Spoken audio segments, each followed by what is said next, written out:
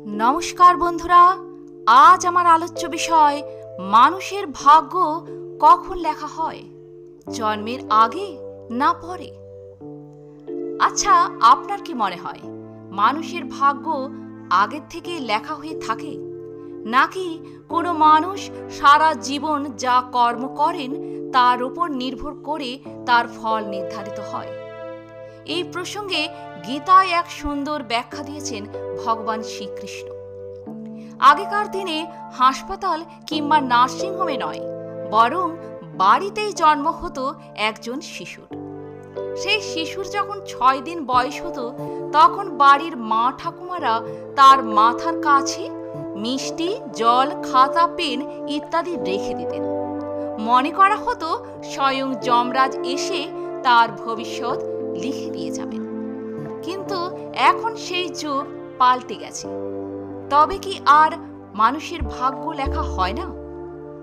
ভগবান শ্রীকৃষ্ণ জানিয়েছেন, কংসের কাছে দৈববাণী হয়েছিল দেবকীর ৮ম সন্তান তার বধের কারণ হবে।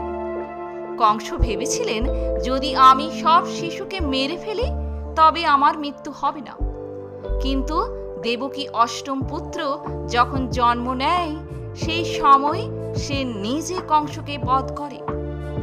এমনটা হয়েছিল কারণ কংসের ভবিষ্যৎ আগে থেকেই নির্ধারিত হয়েছিল। কিন্তু গীতায় যে কর্মফলের কথা বলা রয়েছে, তার কি কোনো ব্যাখ্যা নেই? কেবলমাত্র কংস নয়, এই সংসারে যারা জন্ম নেন তাদের ভাগ্য প্রথম থেকেই নিশ্চিত হয়।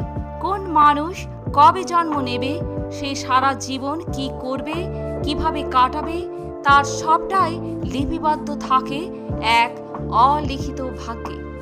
সব কিছুই নাকি বিধির বিধান।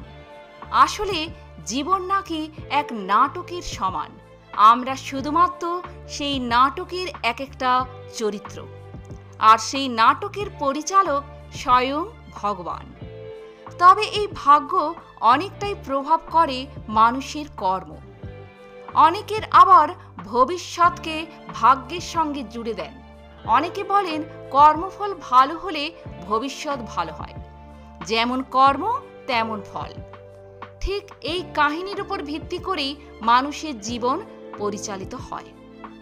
কোনো মানুষ ভালো বা খারাপ কাজ করলে তার ভবিষ্যৎ ভালো বা খারাপের দিকে এগিয়ে যায়। আপনার আসতে চলা সময় আপনার ভবিষ্যৎ কর্মের দিক নির্দেশক। এই জন্যই আমাদের হিন্দু শাস্ত্র মতে সবসময় ভালো ও সৎ কাজ করবার কথা বলা হয়েছে, কারণ এই ভালো কাজ আমাদের মৃত্যুচক্র থেকে মুক্তি দেবে, নচেত ভগবানের চরণে কোনো দিন ঠাঁই হবে না। শুধু তাই নয়, তুলসীদাস নিজে লিখে গিয়েছেন, মানুষের কর্মই প্রধান। যে যেমন কর্ম করবে সে ঠিক তেমন ফল পাবে। তো বন্ধুরা, আজ এ পর্যন্তই। ভালো থাকবেন, সুস্থ থাকবেন। যদি ভিডিওটি ভালো লাগে একটা লাইক অবশ্যই করবেন। আর আপনি যদি নতুন এসে থাকেন আমার চ্যানেলটিকে সাবস্ক্রাইব করে পাশে থাকবেন। ধন্যবাদ।